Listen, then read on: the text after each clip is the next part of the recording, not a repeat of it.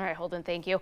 One of the best qualities of a flower is its smell, and in this week's In the Garden, sponsored by Johnson Brothers Garden Market, anchor Chelsea Deffenbacher gives us a look at some of the most fragrant additions you can add to your garden. I'm here with Caleb Johnson out at Johnson Brothers Garden Market, and it's one thing when your garden looks nice, but you want it to smell nice too. So these are your favorite fragrant plants, correct? Yes, these are my favorite. I think I have every single one of these plants in my yard. So, yeah. Well, take us through. Yeah. So, right next to you is a lilac, and I really like the repeat blooming lilacs because you get them in the spring, but then they also repeat bloom in the summer and fall. So you get that lilac scent a few times, which is great. Okay. And then what about right here?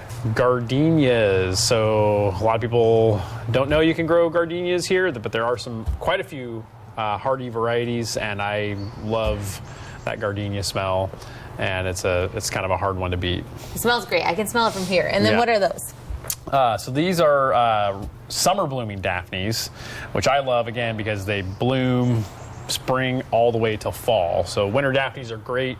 You get that one bloom, but summer blooming daphnes, you get a long daphne smell, which I really love. And how big do those get? So those are going to be in that like 3 foot by 3 foot. So pretty manageable. But yeah, again, fragrance for a long time. Okay, and I haven't heard of a cypress tree being fragrant. What is this one? Yeah, so this is a lemon cypress, and you know, just smelling it from a distance, you're not going to smell it, but you know, put it somewhere in a pot on your front porch or somewhere where you walk by, run your hands through it, and you get a really nice lemony scent, which is great and just kind of something fun to have in the garden. And then some jasmines in front of that? Yeah, star jasmine's probably my all-time favorite fragrant plant. Vining, you can shape it, and really easy. And then a lot of people don't think of this as a fragrant plant, but this one on the end, evergreen magnolia with the big white flowers.